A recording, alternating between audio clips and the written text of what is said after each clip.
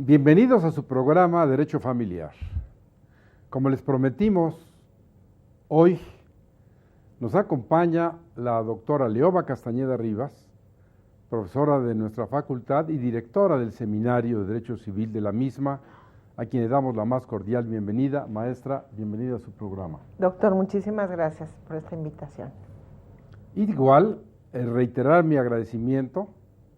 ¿Se acuerdan ustedes que les dije que nuevamente nos iban a acompañar los profesores Granados Atlaco, el maestro José Antonio Granados Atlaco, a quien nuevamente le reitero mi agradecimiento a nombre de la Facultad de Derecho de la Universidad por acompañarnos en este nuevo programa? Gracias, doctor. Y a Miguel Ángel Granados Atlaco, también profesor de esta materia en nuestra facultad, a quien, como siempre, generoso con su tiempo, está con nosotros precisamente para hablar sobre de estas cuestiones del derecho penal familiar, temas fundamentales como la violencia familiar, la violación, los delitos sexuales en la familia, que son fundamentales, que usted sepa de qué se trata.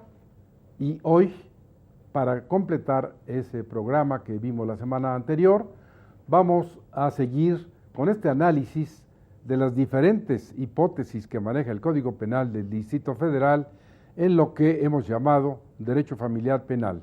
Muchas gracias, maestro Miguel Ángel Granados, por estar con nosotros en este programa. Al contrario, siempre es un gusto. Gracias, doctor. Hablar de el derecho familiar, de la familia, desde el punto de vista específicamente de esta disciplina, entendida como un conjunto de normas jurídicas que regulan las relaciones jurídicas entre los miembros de una familia entre sí, es decir, lo que la ley impone aunque usted sea pariente. No esa cuestión romántica de decir, bueno, pues yo tengo obligación de darle de comer a mis hijos y hoy no puedo. No, la ley ordena y dice, hay que darles todos los días. Ese es el derecho familiar, ese conjunto de normas jurídicas de orden público e interés social, diferentes a las normas civiles. En las civiles, la autonomía, la voluntad, lo que usted quiera hacer, lo que usted quiera pactar, ahí está. Ya no en el derecho familiar. Y no lo digo yo, la Suprema Corte de Justicia de la Nación lo ha sostenido reiteradamente y ha dicho, y así se consigna en el artículo 138 ter del Código Civil para el Distrito Federal, que todas las normas de derecho familiar son de orden público e interés social. Aquí vale la pena iniciar con la maestra Leoba Castañeda Rivas para que nos diga, nos ilustre, de qué manera este concepto de orden público ha llegado hasta la recámara de los cónyuges, de los concubinos, en derecho familiar. ¿Qué es el orden público, maestro? Bueno, el orden público es un conjunto de normas, es un conjunto de principios, de reglas, en donde también vamos a tomar, por supuesto, en cuenta cuál es el entorno donde se desenvuelve una actividad, una relación jurídica, y que esta circunstancia que se va dando, algún maestro, el maestro Jorge Mario Magallón, define al orden público como una amiba, a la cual le vamos a poder implementar, desarrollar el conjunto de reglas, principios y normas y todo esto que, por supuesto, como usted lo ha indicado en sus obras, maestro Huitrón, la sociedad y la familia debe respetar sin siquiera replicar. Es decir, es el principio que nos va a generar elementos de cómo desenvolvernos en la función social que a cada uno nos compete. ¿Qué pasa en la materia familiar? El hecho de engendrar, el hecho de casarse, incluso el hecho de generar efectos en un hecho jurídico, como sería el concubinato, como serían relaciones que no están solemnemente desarrolladas, pues de cualquier manera vamos a tener efectos. Y esto implica que la ley ordena y no discute que la ley nos dice, sin replicar, tú tienes determinados deberes, ciertas obligaciones, hay una serie de principios que deberás acatar, que deberás cumplir. ¿Cómo interviene ese orden público? Y la Suprema Corte lo ha manejado de esta manera en el aspecto familiar.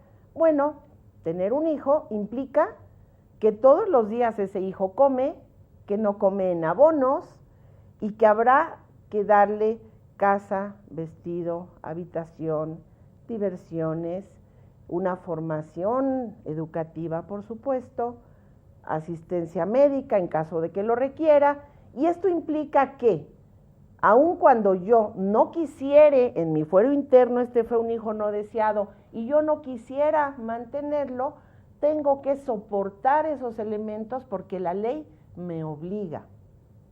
Deberes conyugales. Bueno, en un momento dado, si yo estoy casada y necesito determinadas circunstancias, pues la primera persona a la que se recurre es al cónyuge, desde el punto de vista emocional, desde el punto de vista de los problemas que se enfrenten en la familia, pero por supuesto que esto deviene en derechos y obligaciones. Y me permito hacer un comentario. Ahora que ya tenemos el aspecto en una norma que permite el matrimonio entre personas del mismo sexo, en un momento dado, pues ahora ya se dieron cuenta de que efectivamente el hecho de tener esa relación jurídica les generará obligaciones. Y por ahí me cuentan algunos amigos jueces del registro civil, ya hay plantados y plantadas. ¿Por qué? Porque ya se dieron cuenta de que no nada más era tan sencillo como decir, quiero casarme, quiero tener esta relación jurídica, sino que esto deviene, genera, porque el orden público permanentemente está. Decía un autor chicú, que todos seguramente ya, el maestro Julián Huitrón ha platicado de él, es un autor italiano, que no hay nada más privado que lo que la familia o la pareja desarrolla en el entorno de su hogar o la pareja dentro de su recámara. Y sin embargo, ahí está presente el orden público, el Estado que va a vigilar que no haya un ultraje de lo que la señora maneje en torno a esa relación conyugal. Tan es así que la Suprema Corte ha manifestado, si alguno de los cónyuges no quiere el débito carnal, pues ahora sí que nos puede espantar un poco, pero la Suprema Corte dijo, hay violación. Y entonces, permíteme. Sí, maestro. Eso es algo muy importante, porque en estricto sentido del derecho familiar, la doctora Castañeda, con sabiduría y sensibilidad, toca una de las fibras más difíciles en la familia.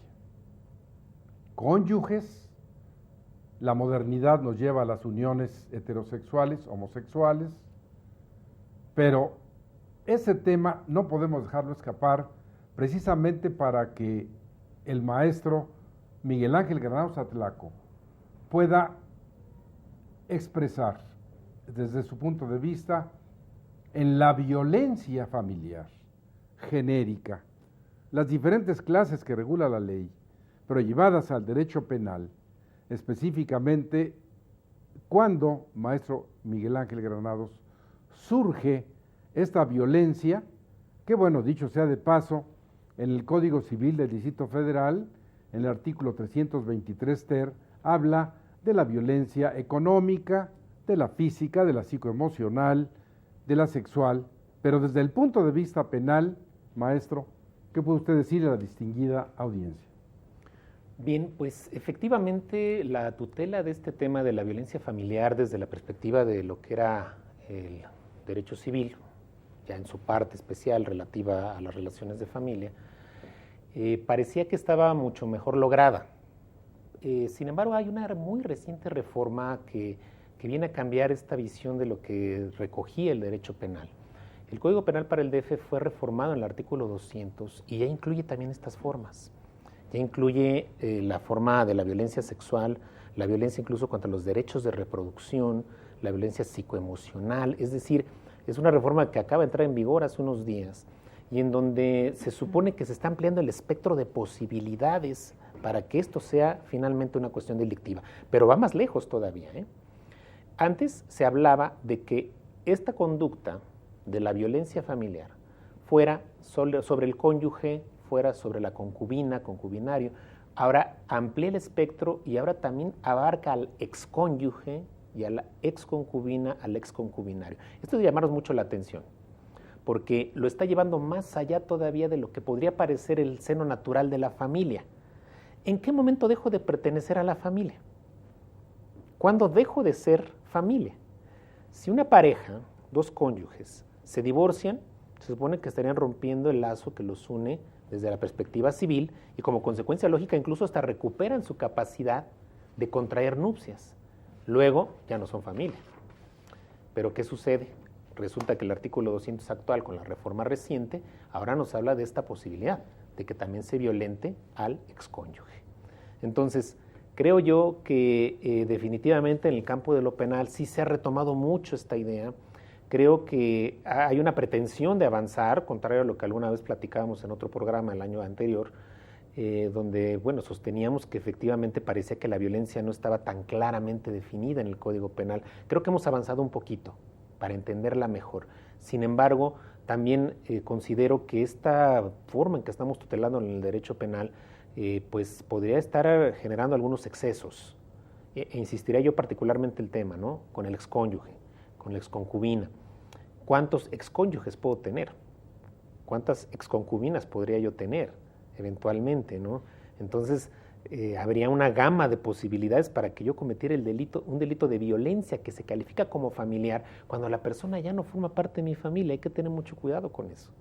Entonces, si pudiéramos catalogarla como una forma de violencia, no tengo problema, pero no es de carácter familiar. Es decir, creo que habría que estar pensando más en función de cómo estamos pensando lo que es la familia en general y si estamos generando una extensión de la familia a través de este tipo de tutelas.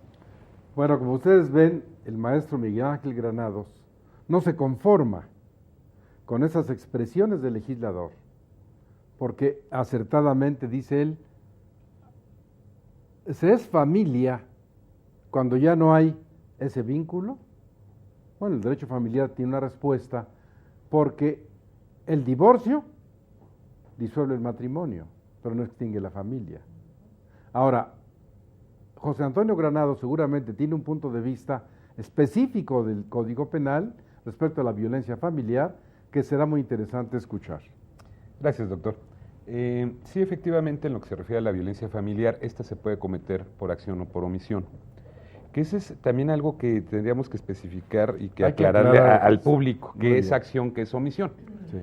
Cuando yo despliego ciertas conductas tendientes a violentar a mi pareja, de violentar a mi propia familia, ahí estamos hablando que son de acción. La indiferencia es de omisión. El no querer tener ningún contacto con la persona, no hacerle caso a mi pareja, es una forma también de violencia. Nada más que aquí yo sí quisiera aclarar lo siguiente. Hay una ley que protege a la mujer en contra de la violencia. Es una ley de corte meramente administrativo. Pero los hombres no. Pero a los hombres no, y que es discriminatorio además. O sea, es a lo que yo iba, doctor, precisamente. Bueno, entonces, te voy a interrumpir porque esto es importantísimo. Para que no se atropelle el maestro en querernos decir en segundos algo tan importante, vamos a hacer una pequeña pausa y vamos a regresar con la palabra del maestro José Antonio Granados, porque tocar este tema nuevamente es tocar las fibras más sensibles de lo más importante que tenemos, usted que nos ve y nosotros que estamos aquí, que es la familia.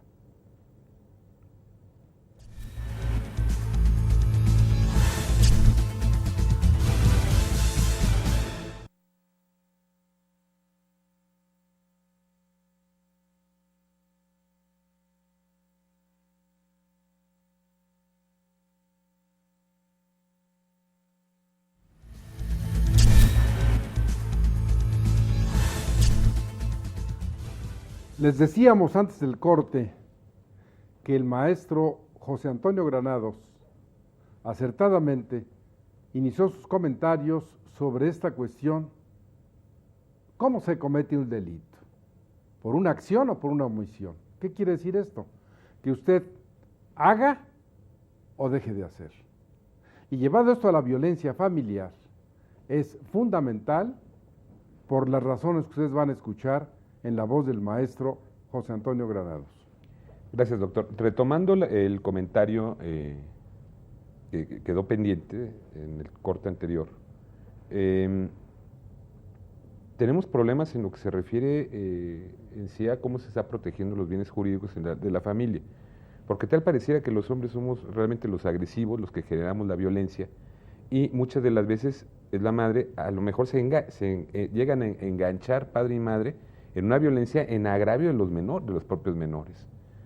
La violencia se puede generar de cualquier lado, se puede disparar, desde el propio menor de edad al momento de insultar al padre, insultar al abuelo, del abuelo al insultar al nieto, de los cónyuges, de los concubinos, al estarse agrediendo, y en un problema que tal pareciera que simplemente con decir violencia familiar y ahora vamos a castigar todos los vínculos, hasta de compadrazgo, que si nada más porque se conocieron en la calle y se dieron la mano, también es violencia familiar, porque al rato vamos a llegar a lo que yo estoy viendo, en donde realmente va más perfilado hacia una violencia a la mujer, donde va más perfilado a ese género que lo hemos calificado como débil, cuando realmente no es débil, simplemente somos diferentes. O sea, hombres y mujeres reaccionamos diferentes a un mismo hecho.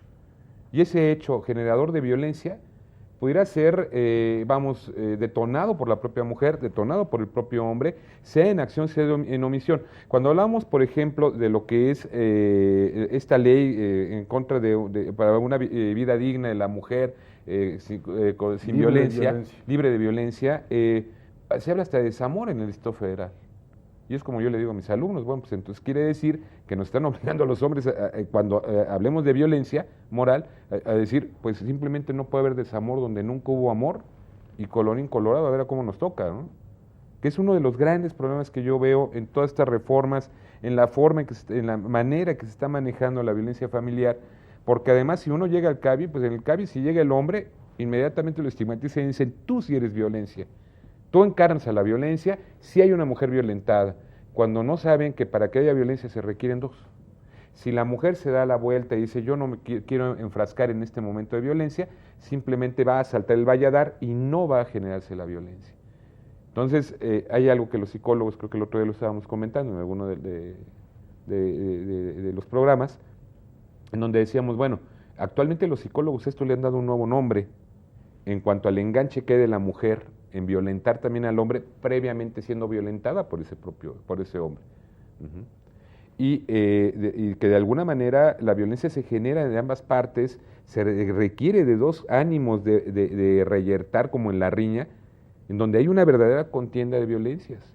Y entonces a ver quién es más violento, y pasa igual que en la riña, como yo perdí, entonces ahora lo voy a acusar de robo con violencia, que es lo mismo que pasa en las familias. Cuando se engancha el marido y la esposa en violencias recíprocas, el que pierde, que por lo general socialmente es la mujer, entonces yo, como perdí, ya no me voy a aguantar, vengo a acusar a mi marido de violencia porque me golpeó, pero no platicas tú el antecedente de, a ver, pégame a ver si eres tan hombre, no que muy hombre, solo contra las mujeres puedes, ¿no? Eso es muy importante, y casi quiero adivinar la mirada de Miguel Ángel Granados, porque es importante escuchar del propio penalista qué opina de lo que acaba de decir el maestro.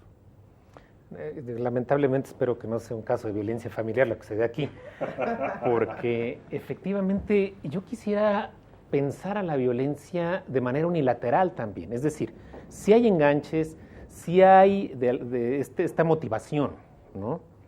Pero yo creo que no necesariamente sea la única forma.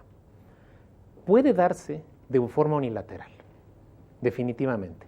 Puede ser la mujer que efectivamente violenta al varón, el varón que efectivamente violenta a la mujer. Pueden ser los hijos que violentan a los padres. Yo creo que eso sí puede suceder. Vamos a poner un ejemplo.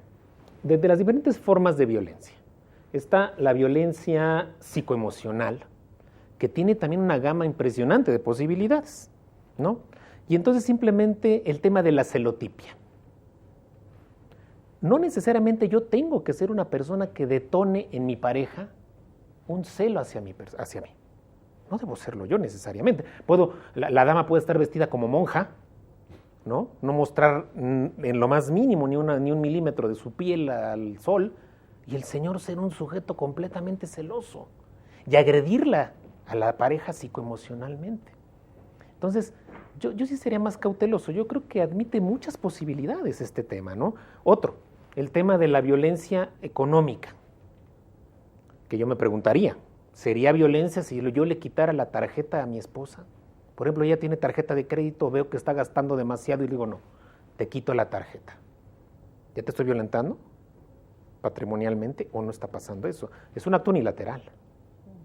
Aparentemente podrías decirme, bueno, es que fue motivado por el hecho de que la señora se excedió en el gasto, en el uso de la tarjeta y la puso al tope. No, pues lo llevas un perito contable, ¿no? Correcto, vamos a pensar que sí. Vamos a la pensar señora no que sabe sí. administrarse. Traigo mi perito contable para demostrar que tiene muy malas finanzas y que en un momento dado no es apta para efecto de llevar la administración familiar. Vamos a pensar que sí. Pero si eventualmente yo dejo de proveer lo necesario, por ejemplo, para que vivimos en una casa que es propiedad de mi cónyuge, y yo simplemente dejo que el bien se caiga sin darle un mantenimiento, no obstante que yo utilizo la casa, es una forma de violencia económica, con base en lo que dice el Código Penal, que quiero aclarar que esto no quiere decir que yo comparta la forma en que está construido, quiero aclarar eso, ¿no? Pero ahí está finalmente, es decir, en una frialdad, en una condición objetiva estaremos diciendo, bueno, pues eso es una forma de violentar a la pareja, no solo la pareja, a la familia misma, porque están también de por medio de los hijos. Bueno, es indiscutible que la violencia familiar existe, sea desde el punto de vista penal, familiar, civil, existe. Y bien dice el maestro Miguel Ángel Granados, esa violencia económica, que vamos a llevarla específicamente al derecho civil, como está en el Código Civil, para que la doctora Castañeda ahonde en esta hipótesis de las diferentes clases y cómo Miguel Ángel dice la tarjeta de crédito. No, la ley va más allá. Usted no paga la pensión alimenticia y esa es violencia familiar, desde el punto de vista económico. ¿Qué dice en ese sentido la ley, doctora? Bueno, francamente yo sí quisiera retomar un poquito lo que decían los maestros Granados, porque vale la pena recordar que es un ciclo el de la violencia familiar, en donde llegan a la luna de miel y vienen otra vez los cambios de actitud y nuevamente maltrata, pero yo sí pensaría que eventualmente a veces las parejas se acostumbran a vivir en ese contexto. O sea, hoy no me golpeó, posiblemente hoy no me quiere, ¿no? Ya no soy su consentida, Bueno, ya estás llegando a la hipótesis sadomasoquista. Exactamente, ese es el contexto en el que el ciclo de la violencia se da. Pero sí también pienso que normalmente, y la opinión pública siempre lo maneja así, se trabaja de que la mujer es la pobre víctima de la violencia y que la volvemos a victimizar cuando el hombre es macho, cuando se refiere a ella. ¿Y es o no la víctima? No. Porque es muy importante tu opinión como mujer. No, porque resulta que hay casos, y por ahí hubo un caso muy famoso del Charro Avitia, en donde lo veíamos como una persona macho valiente vestido de charro y toda esta cuestión, y era víctima de la violencia familiar. Mandilón. Por parte de su señora. Bueno, no mandilón, porque ya ahí él recibía, ya había conflictos en donde él era el maltratado por la señora. Y entonces ahí, bueno, pareciera que el Senado de la República dijo el derecho de la mujer a tener una vida libre de violencia, pero ¿y los varones qué? Por supuesto que los varones también pueden ser víctimas de la violencia familiar, y más aún, hay estadísticas que no tengo ahorita los números exactos, en donde la primera violentadora de los hijos es la madre. ¿Por qué? Bueno, claro, nosotras queremos darle una justificación. En un momento dado, la mujer es violenta con los hijos porque pobre mujer que tiene 16 horas de convivencia con los menores. Se levanta, los lleva a la escuela, los recoge, batalla con hacer las tareas, y entonces todo esto aparentemente podría justificar. Sin embargo, estadísticamente es muy negativo porque también tenemos el paradigma, la idea de que normalmente la mujer adora a los hijos, que la mujer nunca va a abandonar a los hijos, y la realidad fáctica, lo que es la vida cotidiana, nos lleva a otros elementos. Ahora, retomando lo que dice nuestro Código Civil, y yo todavía siento, maestro Miguel Ángel, que no del todo estamos compatibilizando el contexto de lo que dice la materia familiar, bueno, plasmada en el Código Civil, en la primera parte, lo que fuere, con la materia penal. Por ahí tenemos 4 diferentes hipótesis: la violencia física, la violencia psicoemocional, en donde ya el legislador penal se fue al exceso de hablar de la celotipia, que es sumamente complicado de comprobar. O sea, sí, la ley aquí está muy bonita, pero hay que irnos a la realidad, lo que sufre un litigante, para poner en la práctica y en la convicción del juez que esos elementos se están dando, y sobre todo en materia penal. Si no tengo el tipo, pero la conducta no se adapta, pues fíjate que no hay delito, y entonces ahí tenemos ese grave problema. La que yo sí pienso que es una violencia en donde sí hay cierta manipulación del que sea el abastecedor de los recursos económicos, pues sí es la económica, porque si no realizas tal conducta, o si realizas tal conducta, te sanciono, y yo ahí no estaría tan de acuerdo en lo de la tarjeta de crédito, porque tú le vas a dar a la señora un límite en función de cuánto gano, qué necesidad hay y cuánto puedes gastar. Pero si se va al exceso, por supuesto, yo siento que no es violencia, simplemente un intercambio de opiniones respecto de cómo administrarnos, porque si no tenemos lo suficiente, viene un aspecto importantísimo en derecho familiar: necesidad y posibilidad. Bueno, a ver. ¿Cuánto puedes gastar? Porque no es nada más de que el dinero de plástico lo ejerzas, ¿no? Es un punto de vista importante en esta mesa, porque ustedes han escuchado esa expresión de los penalistas, de la familiarista, que además reúne la calidad de mujer y habla también por las mujeres. Y ella misma expresa esa opinión de que pudiera haber un exceso, pero vamos a entrar ya a cuestiones muy subjetivas que, para resumir este tema, yo pondría en la casa de usted, allá donde me está escuchando, esta reflexión. La violencia familiar existe, es de hombres, de mujeres, en la familia, homosexuales, lesbianas, sociedad de convivencia, es parte del ser humano. Desde que aparece el ser humano hay violencia, así como hay enfermedades. Es propio de los seres humanos. Frente a todo ese cúmulo de expresiones, opiniones acertadas, puntos de vista científicos que se han expresado en esta mesa, ¿cree usted, le decía, reflexione en su hogar, que tuvo algún sentido frente a esta realidad que viniera un legislador tan falto de sensibilidad y de conocimientos elementales como el del Distrito Federal para suprimir la violencia como causal de divorcio?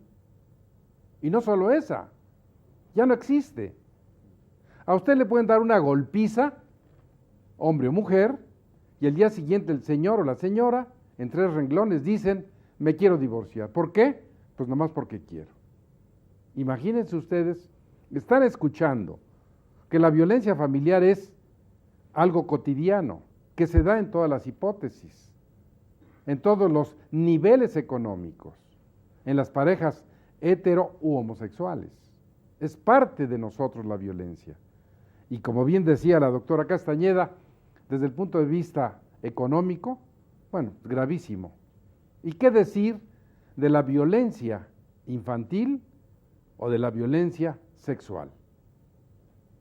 Entonces ahora vamos a aprovechar esa coyuntura, quede usted con esa reflexión, el gravísimo error de haber quitado del Código Civil para el Distrito Federal, no ha cundido el ejemplo al interior de la República, la violencia como causal de divorcio. Esa existe, pero yo doy un ejemplo muy simple. Si la Asamblea dice que eso que está allí es un gato, y usted ve que es un perro que ladra, que tiene 4 patas, y que es un perro, si la Asamblea dijo que es un gato, pues aunque lo diga, ese sigue siendo un perro.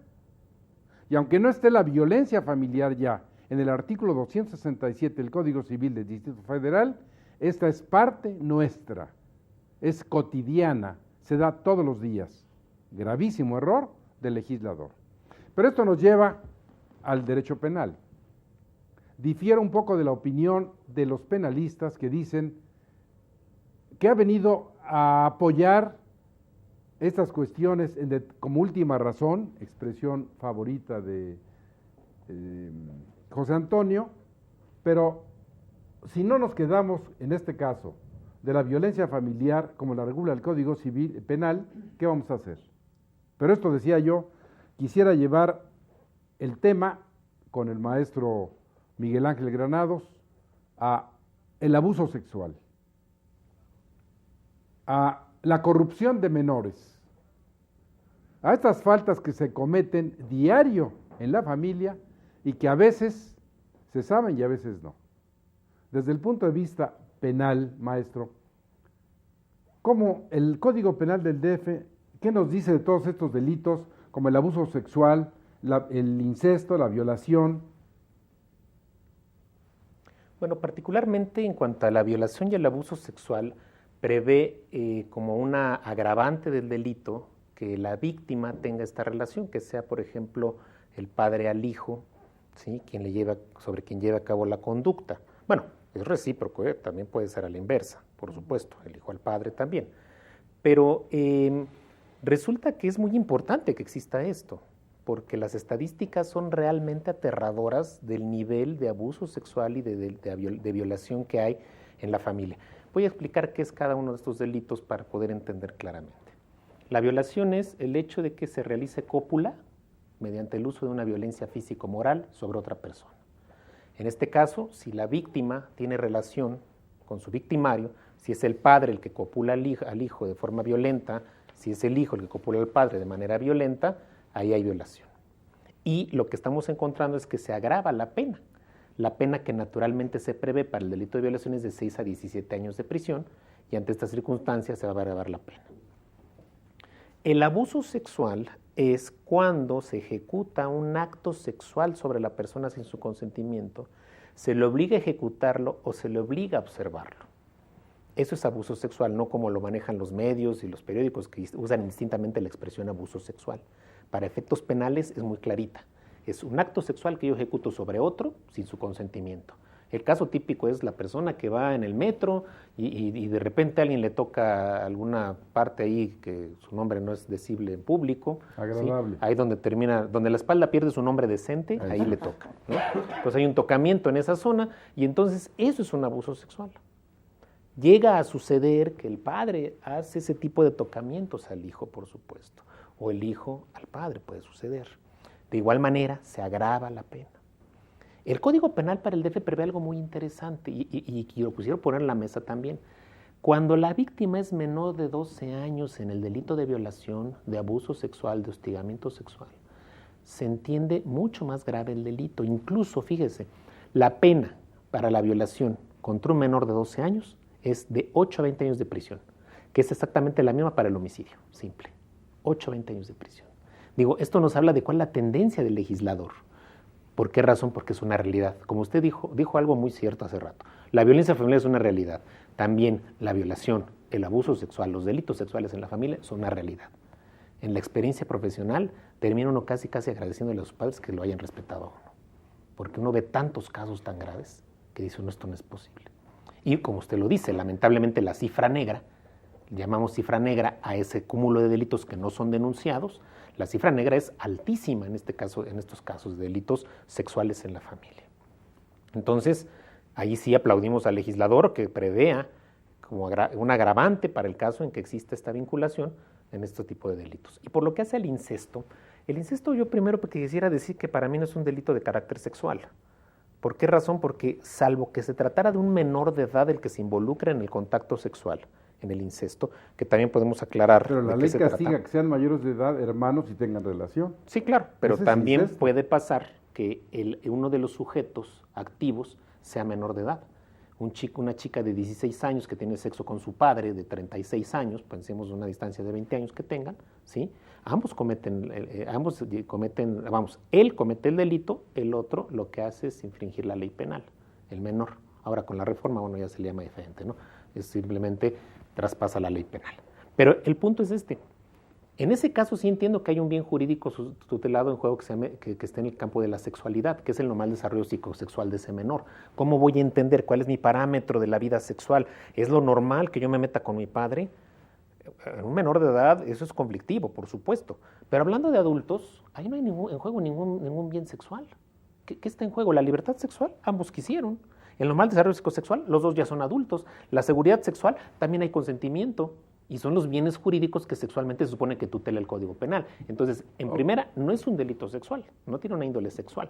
Habrá que revisar incluso también, porque sabemos que hay culturas que han recogido esta idea del incesto como incluso, no solo como una posibilidad, sino hasta como un deber, ¿no? Entonces, una endogamia para preservar la pureza de la sangre, ¿no? Esto quiere decir, para ustedes que nos hacen el honor de recibirnos en su hogar, que ponemos el dedo en la llaga, que están ahí los delitos, que es muy importante escucharlos, y después de una pausa vamos a regresar con cuestiones como los delitos que en la familia se cometen contra el patrimonio, por ejemplo, el robo.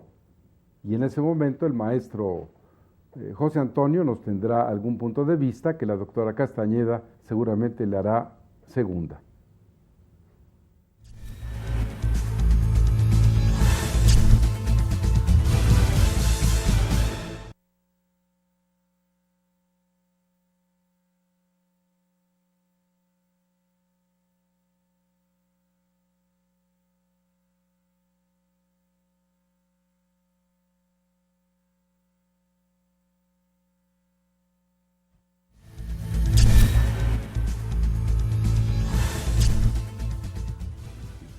Vamos, en esta última parte del programa, dentro de este derecho familiar penal, a hablar con ustedes sobre figuras muy controvertidas, incluidas las resoluciones de la Suprema Corte de Justicia de la Nación, estas contradicciones de tesis, porque los delitos patrimoniales se dan permanentemente en la familia.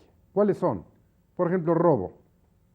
La vieja definición decía: comete el delito de robo el que se apodera de una cosa ajena, mueble, sin consentimiento de la persona que puede disponer de ella conforme a la ley. Hoy le han hecho algún cambio, pero es lo mismo. El robo entre cónyuges, maestro José Antonio Granados. Sociedad conyugal. ¿Qué dice la ley en ese sentido? Tú estás casado en sociedad conyugal, están los bienes, es más, está la televisión, tiene una factura, tu nombre y el de tu esposa, y llegas y dices, la televisión me la llevo. ¿Hay robo? No, no hay robo. Cuidado si es sociedad conyugal, con no lo hay que robo. dice la Corte. No, yo lo entiendo, pero una cosa es lo que opina la Corte y otra lo que con base en ese background dogmático jurídico penal se tiene que señalar. O sea, realmente no es robo, técnicamente no es robo. Yo voy a este ejemplo. Si en un momento dado yo compro un negocio con otro sujeto, nos asociamos los dos y yo dispongo de ciertos bienes, no es robo. ¿Qué es lo mismo que pasa con la sociedad conyugal? O sea, en la sociedad conyugal se ponen de acuerdo los dos para que todo aquello que hayan comprado entre en una masa económica en la cual los dos pueden disponer libremente por ser copropietarios de esos bienes. En la copropiedad yo no puedo decir le robé la mitad a mi socio. Pero estás mezclando ya de entrada, para sostener tu punto de vista, las cuestiones de derecho civil, Claro. eminentemente, y yo hablo de las de penal. O sea, ¿qué es robo?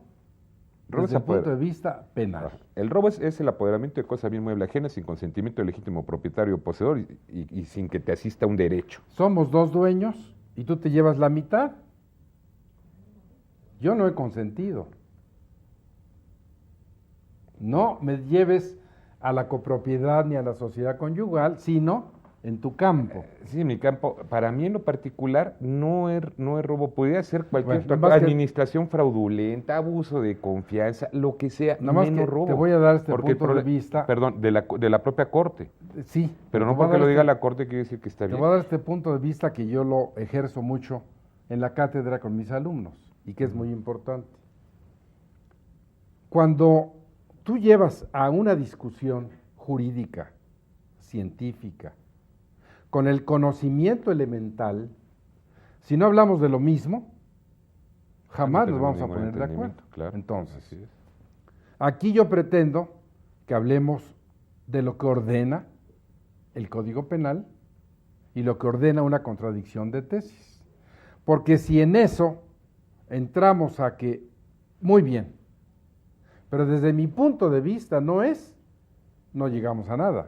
Ok, para efecto que el auditorio entonces pueda en un momento dado captar la idea, sería, en el caso de haber una masa convenida por los cónyuges y uno de ellos abuse, deteriore, destruya, enajene, Se lo una lleve de nada ellas, más. vamos al caso del apoderamiento, sería robo para la corte, sería robo para el Código Penal, enfocado precisamente en el propio criterio de la corte, porque el robo en materia penal, yo vuelvo a lo mismo, en todos los delitos como el abuso de confianza, también hay un apoderamiento, y también lo va a haber en la administración fraudulenta. Pero en el abuso tú le entregaste la cosa y en el robo no te la dieron, vas y la tomas. Pero hay un consentimiento tácito de utilizar la cosa entre ambos, porque a poco dice uno, a ver, la mitad de la tele tú la vas a ver y yo la otra mitad, y le vamos a poner ahora una tira en medio.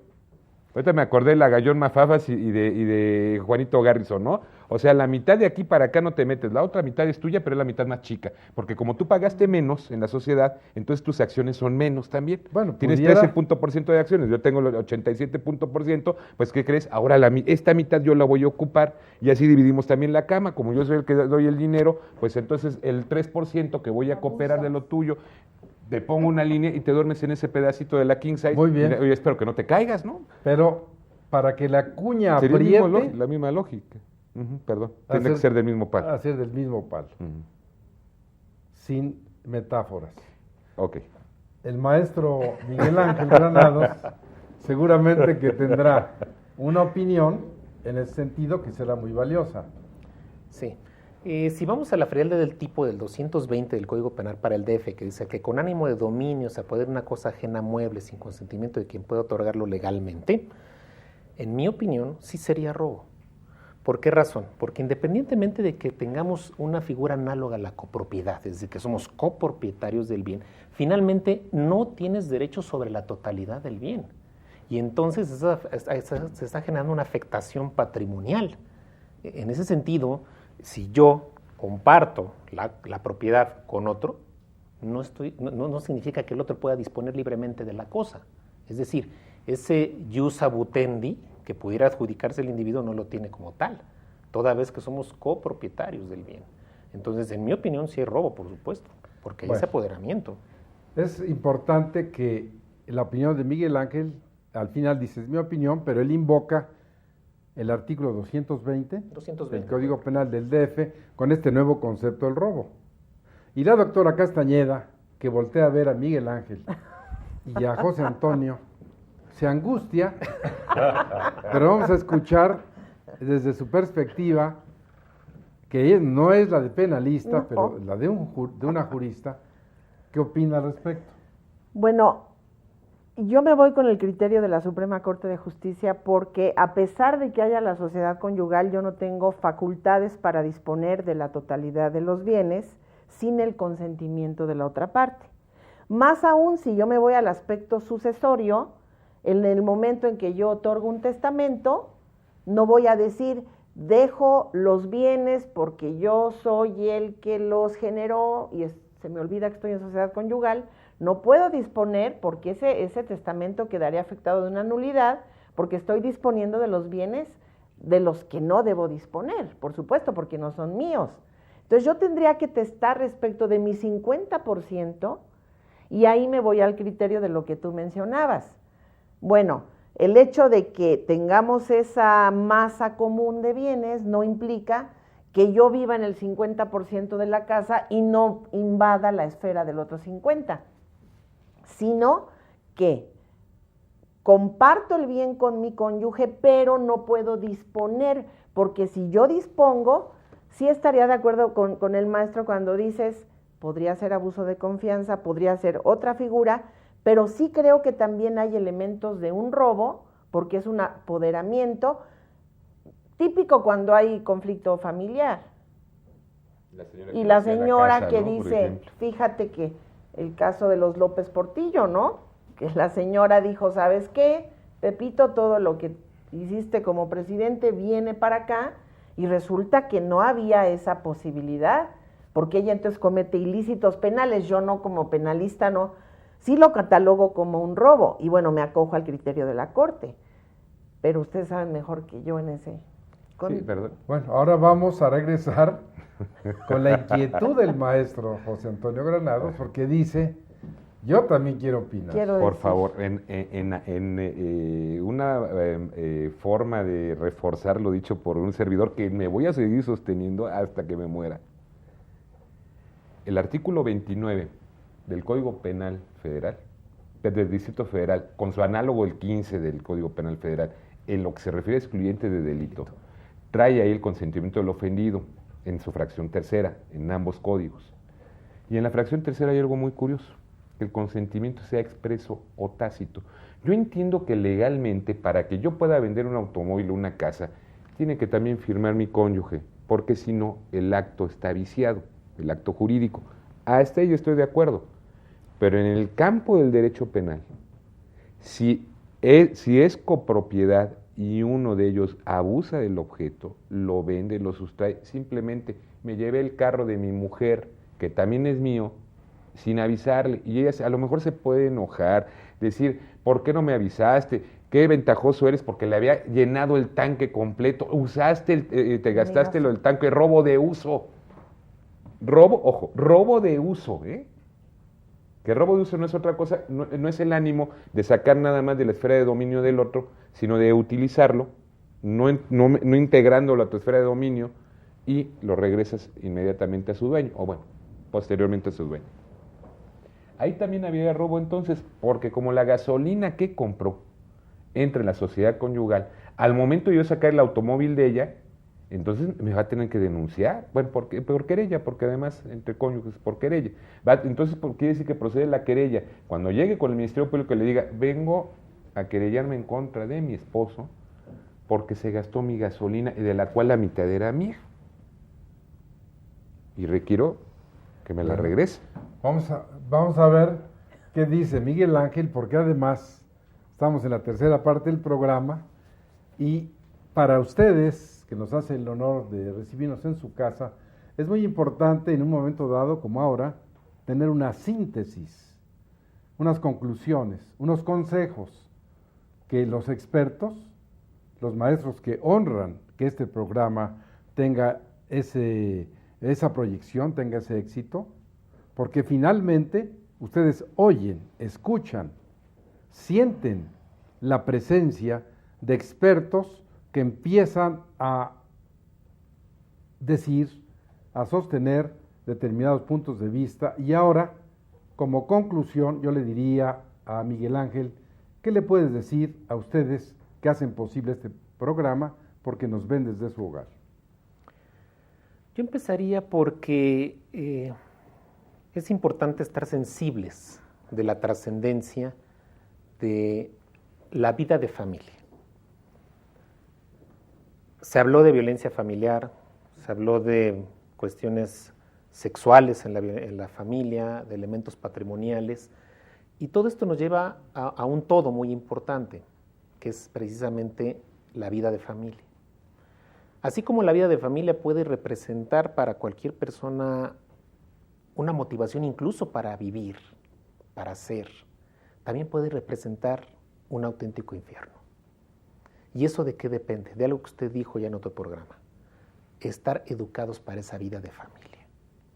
Entender que somos integrantes de una microsociedad llamada familia en la que todos tenemos un rol. El padre tal vez lleva el rol más delicado y más grave porque no solamente está obligado a cumplir con una serie de expectativas económicas o a proveer alimentos al hijo, sino que también tiene que darle ese sostén emocional, ese sostén en todos los planos que le permita al otro ser un virtuoso ciudadano a futuro. Muy bien, muy importante, porque puntualizas esto que un poco fue atropellado, pero que tratamos de sistematizar y que ahora quisiera que para ustedes, la doctora Leva Castañeda, también como una conclusión, como un mensaje, les diga su sentir o lo que ella piensa respecto a esta materia. Bueno, yo pienso que es muy valioso que el legislador se ponga un poquito más las pilas, hablando en términos coloquiales, porque en un momento dado no tenemos una uniformidad de criterios en las leyes y entonces tendríamos que estar en primer lugar para resolver un problema y para dar una especie de plan o proyecto de cómo resolver el problema cuando se nos presenta en la vida cotidiana, pues tenemos que empezar a batallar con la norma que, por ejemplo, en violencia familiar contraviene una disposición a la otra, en materia de aborto no hubo un gran estudio, no se recordó el Código Civil, el 22, del Código Civil, el 337, bueno, o sea, que nuestro legislador se preocupe un poco más en estudiar, en analizar, para poder uniformar los criterios y tener unas estrategias adecuadas en la solución de controversias, maestro. Maestro, tú despides el programa con tus últimas palabras. Gracias. No, pues yo considero que efectivamente, si bien es cierto, hay una serie de discrepancias en cuanto a los criterios, sí hay algo que es común, ¿no? Que existe violencia, que el ser humano es violento per natura, por naturaleza, que, no sé, a lo mejor proponer que ahora se legisle también en lo que se refiere a la propia Biblia y en la parte del exégesis, pues que sea Adán el que le dé la manzana a Eva, para efecto de que, bueno, pues ya con esto ya cuadremos en un total la discriminación en agravio de los hombres. Muy bien. Bueno, pues muchas gracias, su generosidad de recibirnos en su hogar, sus llamadas al 56 39 22 35, sus correos a jhuitron@derechofamiliar.net. Siempre está a sus órdenes. Díganos a quién quiere ver, a quién quiere escuchar estos programas, así como la infinidad de correos que recibimos para que trajéramos nuevamente a la doctora Castañeda, a los maestros Granados Atlaco. Gracias por recibirnos en su hogar. Recuerde que porque usted nos ve, este programa es una realidad.